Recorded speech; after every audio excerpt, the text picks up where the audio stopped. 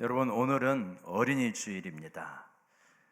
그래서 우리는 자연스럽게 아이에 대해서 생각하죠. 여기 예배 드리는 분들 가운데는 이제 어린이를 자녀로 두거나 청소년, 청년을 자녀로 둔 경우들이 있고, 또 할머니, 할아버지도 계시죠. 어린이나 청소년, 청년을 생각할 때 그 아이들의 꿈이나 비전이 무엇인가 하는 것은 우리 주요한 관심사입니다. 나는 우리 자녀들에게 혹은 손주, 손녀에게 어떤 꿈을 심어주고 있는가, 이런 생각을 오늘 해보고자 합니다. 아이들이 스스로 꿈을 꾸어가는 것 같지만 실제로 스스로 꾼다는 것은 어려운 일이죠.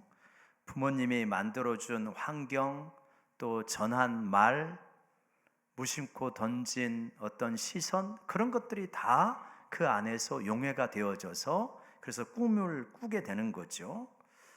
무심코 우리는 이렇게 말할 수 있습니다. 열심히 공부해서 성공해야 된다. 좋은 대학 가야 된다. 남들보다 뒤처지면 절대 안 돼. 이런 식의 말을 할 수가 있습니다. 이 말이 완전히 틀린 말은 아니지만 이런 말들이 아이 속에 심겨지게 될 때 아이들은 어느 순간 성경적인 꿈을 꾸기보다는 세상적인 꿈을 꿀 수가 있습니다. 성취 중심의 꿈을 꾸기가 쉬운 거죠. 사랑 중심의 꿈을 꾸기보다는 성취와 성공에 붙들린 꿈을 꾸게 되어집니다. 오늘 우리가 읽었던 창세기 37장 1절부터 11절의 말씀은 우리가 굉장히 익숙한 말씀이죠. 형들의 요셉이 꿈을 꾸었는데 형들이 묶은 곡식단이 자기가 묶은 곡식단에 절을 하는 꿈. 이 꿈을 이야기하니까 그렇지 않아도 밉상인데 아주 더 밉상이 됩니다. 그리고 또 꿈을 꾸니까 해와 달이 절을 하고 별이 자기한테 11개 별이 꿈을 꾸는 그런 것을 이제 하고 나서 또 그걸 이야기하니까 아버지마저 화를 내는 그러한 장면이죠. 그러니까 우리가 이 꿈을 꾸면서, 이 꿈을 보면서 우리는 이렇게 해석을 하잖아요. 봐라, 요셉이 이런 꿈을 꾸었기 때문에 총리가 되었다. 그러면서 자녀들에게 너도 요셉처럼, 혹은 손주에게 너도 요셉처럼 큰 꿈을 꾸어라, 이렇게 무심코 말을 하기도 합니다. 이 해석은 완전히 맞은 것은 아니고 한 절반 정도 맞았다고 볼 수 있을까요? 그러니까 요셉의 꿈은 사실 총리가 되고 출세하는 꿈이냐, 엄밀하게 우리가 성경을 전체적으로 읽어보고 묵상을 하면 요셉 성공에 대한 꿈이 아니다. 하나님의 구원의 역사를 이루어 가시는 꿈을 요셉에게 힌트로 준 것이지요. 요셉은 자신의 꿈을 이루기 위해서 애쓴 사람이 아니라 하나님과 동행하려고 애쓴 사람입니다. 그죠? 만약에 요셉의 꿈이 우리 해석하는 것처럼 성공에 대한 꿈이었다고 한다면 아마 요셉은 저 중간 어디에선가 포기했을 것 같아요. 왜냐하면 요셉은 성공의 길하고는 너무나 먼 길로 지금 정반대로 가거든요. 우리는 전체 스토리를 아니까 그렇지 실제로 요셉의 입장에 해당된다면 계속 그는 나락으로 떨어지고 있는 거예요. 아버지에게 곁을 떠나고 팔려서 노예로 갔다가 거기서 열심히 살았는데 감옥으로 갔다가 감옥에서 꿈도 해석해 줬는데 아무런 반응이 없고, 그러니까 칠흑과 같은 암흑이 계속 짙어지는 거예요. 만약에 요셉이 성공에 대한 꿈을 꾸었다면 아마도 저기 어디에선가 부러졌을 것이다. 근데 요셉은 그렇지 않았던 것 같아요. 어떻게 할 수 있느냐? 요셉이 보디발의 아내의 유혹을 받았을 때 뭐라고 합니까? 당신과 나밖에 없는 것 같지만 하나님이 다 보고 계십니다. 나는 어떤 사람이냐? 하나님 앞에서 사는 사람이다. 그렇기 때문에 하나님 앞에 죄를 지을 수 없다. 나는 성공하는데 이것이 걸림돌이 된다, 그렇게 말하지 않았어요. 하나님 앞에 죄를 지을 수 없다. 하나님이 다 보고 계신다. 나는 하나님 앞에서 사는 사람이다. 그걸 볼 때 요셉의 정체성, 요셉의 목적은 무엇이었느냐? 하나님과 동행하는 것, 하나님의 사람이 되는 것이 요셉의 정체성이었다라고 하는 것을 알 수 있습니다. 반면 우리가 살아가는 시대는 이러한 꿈을 우리에게 주지 않습니다. 보통 우리가 살아가고 있는 이 시대에는 우리에게 더 성공해라, 더 성취해라 라고 말하는 성취 사회입니다. 성취는 숫자로 결정이 되어지죠. 그 아이 학교 성적이 어디야? 점수를 몇 점 받았대? 연봉은 얼마인데? 직위는 무엇인데? 아파트 평수는? 차 타고 다니는 배기량은? 숫자로 성취는 측정이 되어지죠. 그래서 이 속에서 익숙한 우리는 더 올라가야 된다, 더 앞서야 된다, 더 인정받아야 된다, 이렇게 말을 하고 있습니다. 이런 흐름 속에서 신앙도 변질되기가 굉장히 쉽죠. 여러분, 이거 우리 안에 굉장히 많이 들어와 있습니다. 우리가 어떤 교회를 바라보고 인식하고 판단할 때 어떤 기준을 가지고 판단하고 인식합니까? 그 교회 몇 명이나 모인데, 그 교회에 유력한 사람이 얼마나 있대? 이런 거 가지고 혹시 인식하고 판단하지 않으세요? 이렇게 인식하고 판단하는 게 맞잖아요. 어떻게? 그 교회 사람들이 얼마나 주님을 사랑한대? 주님의 뜻대로 살려고 하는 사람들이 얼마나 많대? 하나님 나라가 그 교회에서 좀 구현되고 있대? 이렇게 질문을 하고 선택해야 되잖아요. 그런데 보통 그렇게 안 해요. 얼마나 많이 모인대? 얼마나 유력한 사람들이 있대? 이렇게 말하기가 쉬운 거죠. 우리 개인의 신앙생활도 마찬가지예요. 내가 얼마나 하나님을 사랑하지? 내가 하나님을 정말 하나님의 말씀대로 살아가지 못해서 너무 힘들다, 이렇게 하는 것이 아니라, 왜 나를 여기서 인정 안 해줘? 왜 나를 존중 안 해줘? 왜 나를 사랑 더 안 해줘? 그죠? 우리 이렇게, 이것 때문에 불만이거든요. 내가 주님의 뜻대로 신실하게 살아가지 못해서 불만이 아니라, 사람들이 나를 인정시켜주지를 않기 때문에 나는 인정을 성취해야 되는데 그것을 제시를 안 해주니까 불만이 많은 거거든요. 그러니까 제가 말씀드리고자 하는 것은 뭐냐면, 우리들 대부분 한국 사회의 성취에 매몰되어서 살아가고 있다. 무엇조차도, 신앙조차도, 교회조차도 성취에 매몰되어서 살아가고 있다. 그래서 인기 있는 복음이 무엇입니까? 번영의 복음인 거죠. 예수 믿으면 번영한다, 부를 누린다. 이게 한국적으로는 기복신앙이 되는 거죠. 예수 믿으면 복 받는다라고 하는 것입니다. 하나님은 분명히 복을 주시는 분이죠. 복을 안 주시는 분이 아니에요. 근데 문제는 뭐냐면, 우리의 문제는 부나 복이 목적이라는 거예요. 사실은 그게 아니라 하나님을 사랑하고 하나님의 뜻대로 신실하게 살아가니까 하나님이 복을 주시는 건데, 결과인데, 결과가 나의 목적이 되어버린 것이 우리의 문제다. 그래서 디모데전서 6장 9절과 10절에서 부하려고 하는 자들은 시험과 올무와 여러 가지 어리석고 해로운 욕심에 떨어진다라고 하는 것입니다.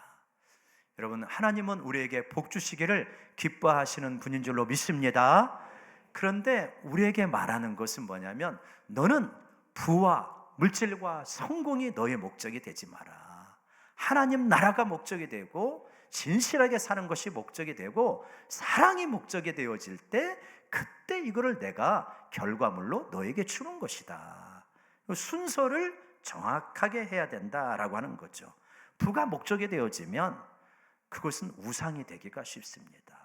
그리고 우상을 섬기게 되면 우리의 내면은 피폐해지게 되어 있습니다. 여러분, 성취 중심 사회에서 우리가 살아가고 있는데, 성취 중심의 사회가 된 것은 왜 그럴까? 제가 기도를 이렇게 많이 해보니까 이해가 되어져요. 왜 그러냐면, 제가 1960년대 생인데 1960년대 후반부터 70년대 이제 초반에 이를 때 우리는 어떤 노래를 부르고 살았냐면, 이런 노래를 부르고 살았습니다. 잘 살아보세, 잘 살아보세, 이 노래를 부르고 살았어요. 왜 그랬을까요? 1950년대 전쟁을 하고 극도로 가난했습니다. 그러니까 여기 계신 분들 가운데는 보릿고개를 개념으로 아니라 몸으로 체험한 분들이 상당수가 있단 말이에요. 진짜 배가 고픈 거예요. 먹을 것이 없는 거죠.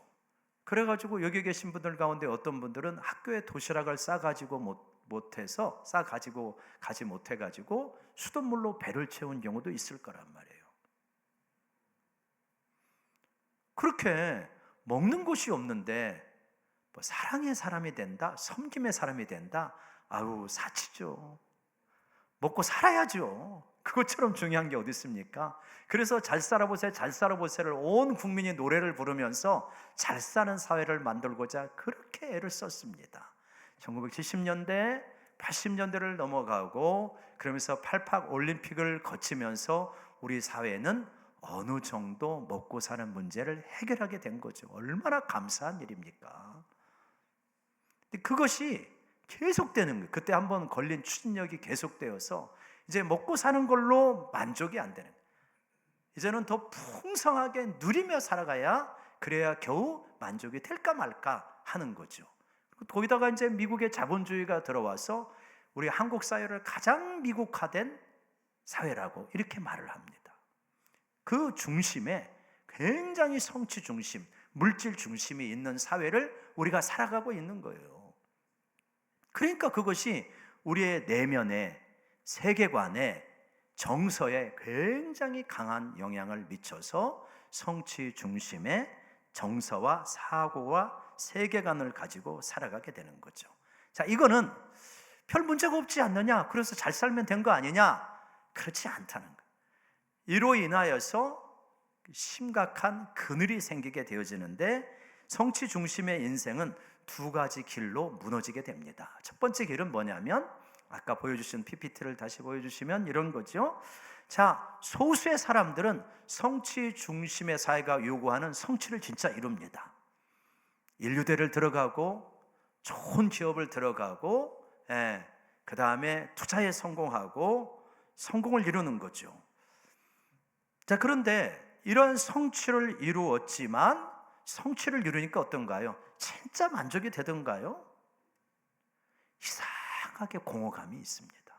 이상하게 공허감이 있어요. 그리고 더 쫓깁니다. 왜요?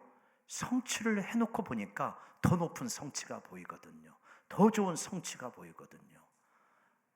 아니, 단칸방을 살다가 이게 15평의 아파트를 살면 너무 기쁜데 15평의 아파트를 이제 1년, 2년 살아보니까 너무 좁아 보이는 거예요. 28평을 가야 되고요. 28평은 38평을 가야 되고 그리고 이제 50평대를 가야만 마음이 편해지기 시작하는 겁니다. 성취는 채워주는 것이 아니라 더 갈증을 만들어내기 때문에 성취하고 나면 더 쫓기기도 하고 이상하게 공허감이 내 마음속에 깃들게 되어집니다. 그래서 유명한 사람인데 저 사람이 왜 우울증에 시달려? 저 사람이 왜 극단적인 선택을 했대? 뭐가 부럽다고? 그런 이상한 결과가 나오게 되어지는 거죠.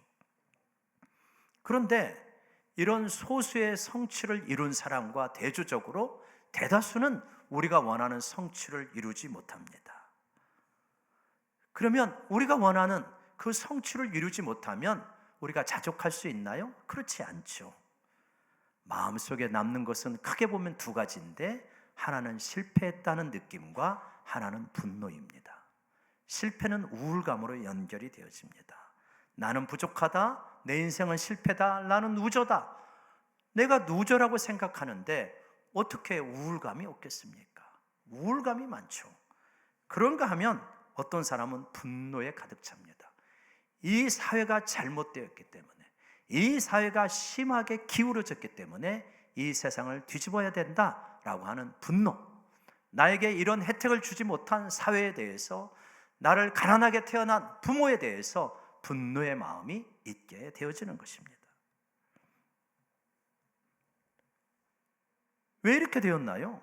정말 사회가 문제고 내가 능력이 부족하고 이런 것들인가요? 아니라는 거예요. 아니라고 성경은 말합니다. 너의 꿈이 잘못되었고 너의 정체성이 잘못되었고 인생의 본질에 대한 규정이 잘못되었다라고 말합니다. 성취가 우리 인생의 목적이 아니라 성경적인 목적을 갖게 되어질 때 우리는 이 공허감과 우울감과 분노에서 벗어날 수 있는 길이 열리게 되리라고 믿습니다. 그러면 성경이 말하는 분명한 선명한 인생의 목적은 무엇입니까? 예수님이 정리해 주셨습니다. 예수님, 구약 성경 전체를 한번 요약해 주세요. 강령이 무엇입니까? 그랬더니 예수님이 이렇게 말씀하십니다. 네 마음을 다하고 목숨을 다하고 뜻을 다하고 힘을 다하여 하나님을 사랑하라. 이것이 첫째 되는 계명이고, 둘째는 이와 똑같은 가치를 가지고 있는 계명이 있는데, 내 이웃을 내 몸과 같이 사랑하라. 한마디로 뭐라는 겁니까? 사랑하고 사랑받는 삶, 이것이 인생의 본질적인 목적이다 라고 이렇게 정리해 주시는 거죠. 이거를 웨스트민스터 신앙 고백에서는 이렇게 요약을 합니다. 하나님, 인생의 제일 되는 목적이 무엇입니까? 하나님께 영광을 돌리고 그분을 영원토록 즐거워하는 것입니다. 여러분, 진짜 한번 점검해 보세요. 내 마음을 이 시간에 한번 점검해 보세요. 내 마음속에 공허감이 많지는 않은가? 내 마음이 이상하게 우울하지는 않는가?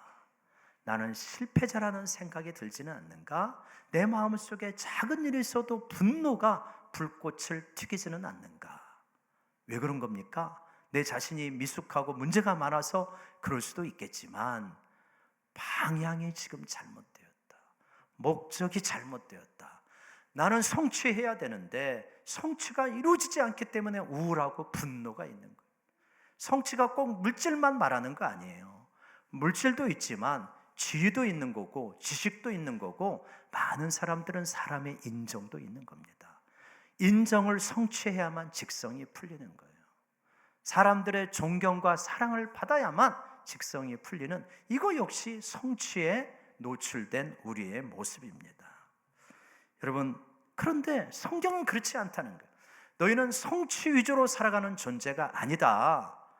사랑받고 사랑하고 살아가는 존재다. 하나님을 진실로 사랑하고 그분을 즐거워하고 그분의 뜻을 행하는 것을 목적으로 삼게 되어질 때 너는 참다운 인생의 궤도에 들어선 것이다 라고 이렇게 말씀하십니다.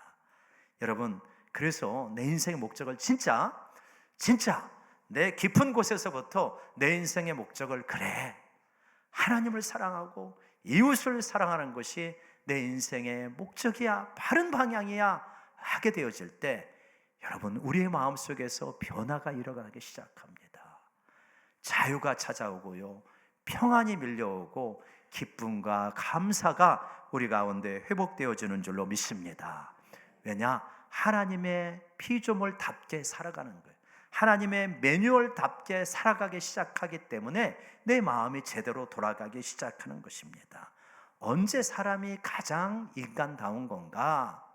가장 인간다운 것은 성취를 많이 했을 때보다 진실로 사랑하고 섬기고 사랑받을 때 가장 인간다운 줄로 믿습니다. 여러분, 이런 면에서 다니엘서 1장에 다니엘은 우리에게 통찰력을 줍니다. 다니엘은 대단한 사람이죠. 성취로 보면 엄청난 사람이잖아요. 바벨론의 총리가 되었고, 또 페르시아 제국의 바사 제국의 총리가 되었고, 그렇게 제국의 왕을 3번이나 섬기는 총리 역할을 했으니까 도대체 포로로 끌려가서 이만큼 성공한 사람은 찾아볼래야 찾아볼 수가 없습니다. 대단한 사람이죠, 그렇죠? 다니엘은. 자, 그런데 다니엘이 포로로 끌려갔을 때 10대에 끌려갔다고 우리는 추정하는데, 포로로 끌려갔을 때 다니엘이 나 제국의 총리가 될 거야 이런 꿈을 꾸었습니까? 아니었습니다. 다니엘서 1장에 보면 어떤 꿈을 꾸었죠? 다니엘은 내가 하나님 앞에 설 거야. 우상하게 섬겨진 음식물이 아무리 맛있더라도 나 그것을 손대지 않을 거야. 나는 하나님 앞에 거룩함을 유지하며 살아갈 거야. 그것이 그의 정체성이었고 그의 꿈이었습니다. 그는 그 마음으로 살았어요. 하나님 앞에 거룩한 백성으로서 살아가겠다. 이 다짐을 하고 살아가게 될 때 결과적으로 그는 새 제국은 둘이지만 두 제국의 3명의 왕을 섬기는 총리가 되었습니다. 여러분, 우리의 자녀가 다니엘과 같이 되기를 원하는 마음이 있잖아요. 우리의 손주 손녀가 다니엘과 같은 멋진 사람이 되기를 원하는 마음이 있잖아요. 어떻게 하면 됩니까? 다니엘처럼 하나님의 사람으로 살아가는 것을 꿈으로 세우게 될 때 하나님이 축복을 주시는 줄로 믿습니다. 사랑을 중심에 둔 인생은 몇 가지 특징을 갖게 되어집니다. 첫 번째로 목표가 달라요. 성취 중심의 목표가 아니라 사랑 중심의 목표를 갖게 되어지는 거죠. 타인 어렵잖아요. 타인과 좋은 관계 정말 어렵지 않습니까, 여러분? 왜 이렇게 타인과의 관계가 어렵죠? 많은 사람들이 성취 중심의 세계관을 가지고 살아가기 때문에 경쟁자로 비교하는 사람으로, 내가 그래도 저 사람보다 좀 더 나아야 되는데 끊임없이 만나면 비교하는 마음을 가지고 있다면 어떻게 행복하게 살 수 있겠습니까? 그런데 사랑 중심의 생각을 갖게 되어지면, 목표를 갖게 되면 그때 내 곁에 있는 타인은 이웃이 됩니다. 동반자가 되어지고 동행자가 되어집니다. 얼마나 좋은 만남입니까? 속도, 성취 중심의 삶을 살아가면요, 쫓기는 삶을 삽니다. 여러분, 진단해 보시면 좋아요. 내가 쫓기는 삶을 살아가는가, 누리는 삶을 살아가는가? 아마 저를 비롯해서 많은 분들이 쫓기는 삶을 살아갈 거래요. 많이 쫓겨요. 더 잘해야 돼, 더 채찍질해야 돼, 더 강해야 돼, 더 노력해야 돼, 더 잠을 줄여야 돼, 더 아껴야 돼, 더 읽어야 돼, 더 기도해야 돼. 계속해서 쫓기는 음성에 시달리며 살아가는 거예요. 쫓기는 인생이 되는 거죠. 그러나 사랑 중심의 삶을 살아가게 되면 어떻게 됩니까? 누리는 삶을 살아가게 되고 감사하는 삶을 살아가게 되어집니다.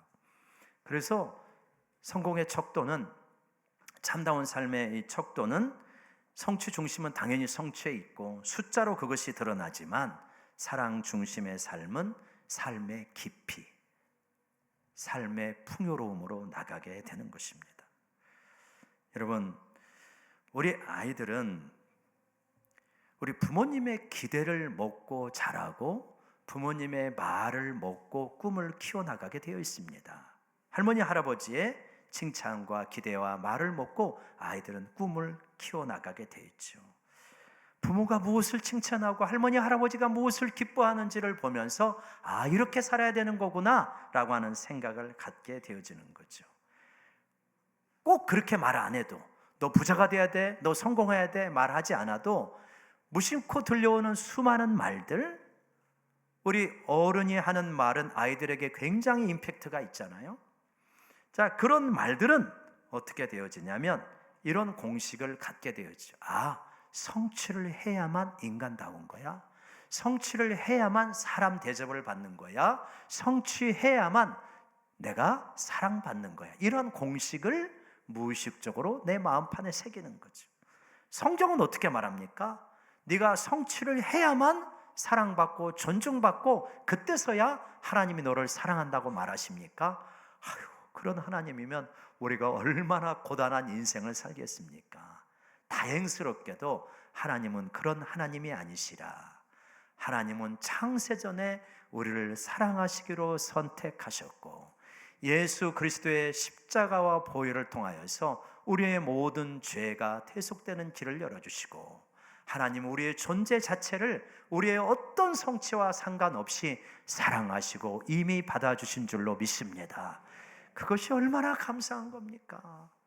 내가 성취를 아무리 못했어도 하나님은 내가 예수 그리스도를 바라보며 기뻐할 때 그 존재 자체를 기뻐하고 사랑하는 거죠. 복음은 이렇게 말하고 있죠. 세상은 네가 잘해야 사랑받는 거야 라고 말하지만 복음은 너는 이미 사랑받고 있는 존재야. 여러분, 이 복음의 말씀을 우리 내면에 선포해 주기를 원합니다.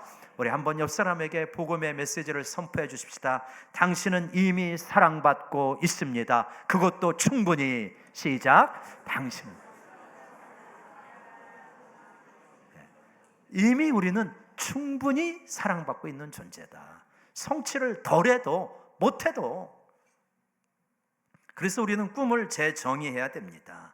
꿈은 어디까지 올라갈 것인가, 얼마나 더 많이 소유할 것인가, 그것이 꿈이 아니라 얼마나 더 사랑할 것인가, 얼마나 더 하나님 앞에서 살 것인가, 무엇을 이룰 것인가 하는 것이 아니라 어떤 사람이 될 것인가.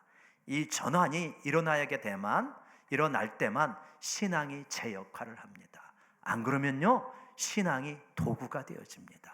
하나님이 디딤판이 되어집니다. 나 하나님 믿고 도약하려고 하는 거예요. 나 예수님 믿고 예수님 백으로 내가 원하는 성공 얻어낼 거예요. 이렇게 되는 거죠. 하나님이 목적이 되어야 되는데, 예수 그리스도의 사랑이 진정한 우리의 삶의 목적이 되어야 되는데, 자꾸 이걸 디딤돌로 삼으려고 하는 것입니다. 여러분, 그래서 진짜 예수 그리스도가 목적이 되고 하나님을 사랑하고 내 이웃을 사랑하는 것이 목적이 되어지면 우리의 삶의 방향성, 구체적인 적용도 달라질 것입니다. 아마 이렇게 달라지겠죠? 우리 어떻게 적용해야 될까요? 먼저 우리의 자녀나 또 우리의 손주, 손녀를 바라보면서 혹은 내 자신을 바라보면서도 동일하게 적용될 것입니다. 오늘 말씀은 꼭 우리 자녀만이 아니라 설사 내가 노년에 이르렀다 할지라도 내 인생의 방향과 목적을 다시 한번 재정리하는 데 있는 것이니까요, 한번 적용을 우리 자신에게도 그렇게 할 것 같습니다. 첫 번째로 칭찬의 기준을 바꿔야 됩니다. 너 성취를 잘했다, 물론 이것도 격려하는 것이 필요하지만 무엇보다도 사랑의 사람이 된 것, 배려의 사람이 된 것, 이웃을 섬기는 사람이 된 것을 칭찬하게 되어질 때, 이것이 중요하구나 라고 느끼는 겁니다. 시험에서 100점을 맞아온 것도 칭찬하지만 정말 힘든 아이, 소외받는 아이, 왕따 되는 아이의 친구가 된 거, 그게 바로 예수님이 기뻐하시는 일이다. 칭찬하게 될 때 아이들의 내면 속에 정말 성취 중심이 아니라 사랑 중심의 목적이 새겨지게 되리라 믿습니다. 두 번째, 비교를 줄여야 될 것입니다. 비교는 사랑을 말라가게 만듭니다. 이웃을 경쟁자로 바라보게 되는 거죠. 사랑은 비교가 아니라 고유함을 인정하는 데서 시작이 되어지잖아요. 존재 자체로 바라보게 되는 겁니다. 참 그렇습니다. 저의 마음도 간사할 때가 많습니다. 제가 성취 중심에 붙들려 있으면 못마땅할 때가 많습니다. 왜 저 성도님은 이것밖에 안 되는 거야? 성취 중심에 붙들려 있으면 자녀들에게도 여러분 그런 시각을 가질 것입니다. 왜 우리 자식은 이것밖에 안 되는 거야? 그러나 사랑 중심에 붙들려 있게 되면 존재 자체를 소중하게 됩니다. 제가 사랑 중심에 붙들려 있으면 주는 것만 해도 감사한 거예요. 제적으로 있는 것만 해도 감사한 거예요. 사랑에 붙들려 있으면 우리 자식이 내 자녀인 것만으로도 너무 감사한 거예요. 여러분, 사랑에 붙들려 살기를 원합니다. 부모가 먼저 보여줘야 됩니다. 아이들은 솔직히 알잖아요. 말이 아니라 삶이 엄마 아빠의 실체라는 걸 알지 않습니까? 부모가 사랑하는 선택을 하게 되어질 때, 사랑을 선택하게 될 때 우리의 자녀들도 그 뒷모습을 바라보며 살아가게 되어집니다. 그래서 여러분, 신앙의 중심을 분명히 할 것이 필요합니다. 성공하게 해주세요, 많이 성취하게 해주세요 라고 하는 것이 아니라 사랑하게 해주세요. 이것이 우리 삶의 중심이 되어지게 될 때 우리의 자녀들도 성경적인 꿈과 비전을 갖게 되리라 믿습니다. 여러분, 우리의 자녀들에게, 우리의 후배들에게 무엇을 남겨주겠습니까? 경쟁의 습관입니까? 그래서 공허와 우울과 분노에 휩싸인 그 내면을 남겨주겠습니까? 아니면 사랑을 심어주어서 진짜 행복하고 자유롭고 평화롭게 살아가는 것을 남겨주겠습니까? 성공은 하나님을 믿고 따라가면 하나님께서 세속적인 의미의 성공을 주실 수도 있습니다. 또 반절의 성공을 주실 수도 있고 10분의 1만큼의 성공을 주실 수도 있겠죠. 그러나 성공은 목적이 되어서는 안 된다는 거죠. 내가 하나님 앞에 신실하게 살아갔을 때 성공은 따라오는 결과물이 되면 감사로 받아들이면 되는 것입니다. 그런데 사랑은 결과가 아니라 처음부터 끝까지 목적이 되어집니다. 이게 감사한 거죠. 요셉은 처음부터 끝까지 하나님의 사람으로 살아가기를 원했어요. 노예일 때뿐만 아니라 총리일 때도. 그래서 사람이 변화되지 않아, 변질되지 않는 거예요. 다니엘도 환관으로부터 시작해서 총리가 될 때까지 하나님으로 살아가는 게 그의 삶의 목적이었습니다. 그러다 보니까 신실함을 유지하는 거죠. 사람이 왜 변화됩니까? 왜 변질됩니까? 성취를 목적으로 하면 변질됩니다. 가난할 때는 옆에 사람들 다 챙기고 그러는 것 같던데 내가 성취에 딱 이르렀잖아요. 무시하기 시작합니다. 그때 주변에서 말하자면 저 사람 잘 되더니 변했어, 이렇게 되는 거죠. 성취가 목적이었기 때문에. 그러나 사랑, 하나님의 사람으로 살아가는 것이 목적이 된다면 처음부터 끝까지 우리는 사랑으로 살아가게 됩니다.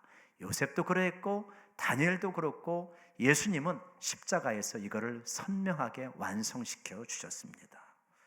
여러분, 진리를 알면 진리가 우리를 자유롭게 만듭니다. 우리 인생의 목적이 성취가 아니고 사랑의 삶이 되어질 때, 하나님을 사랑하고 이웃을 사랑하는 것이 되어지게 될 때 여러분, 우리는 진짜 자유를 느끼기 시작합니다. 평안과 기쁨과 감사가 회복되기 시작합니다. 여러분, 이러한 삶을 살아가고 이러한 꿈을 우리의 자녀들에게, 후손들에게 심어줄 수 있는 우리 모두가 되기를 원합니다. 기도하십시다. 하나님 아버지, 우리에게 맡겨주신 자녀들, 손주, 손녀를 바라보며 다시 한번 마음을 새롭게 하기를 원합니다. 이 세상이 강요하는 성취가 기준이 아니라 하나님이 기뻐하시는 사랑의 기준을 따라 우리의 자녀들을 양육하게 하시고 그 속에 성경적인 씨앗을 심게 하여 주시옵소서. 높아지는 인생보다 깊어지는 인생을 살게 하시고 많이 가지는 삶보다 많이 사랑하는 삶을 선택하게 하여 주옵소서. 우리 가정이 이런 사랑을 배우는 가정이 되게 하시고 우리 교회가 이런 사랑을 실천하는 공동체가 되게 하여 주옵소서. 예수님의 이름으로 기도드리옵나이다. 아멘.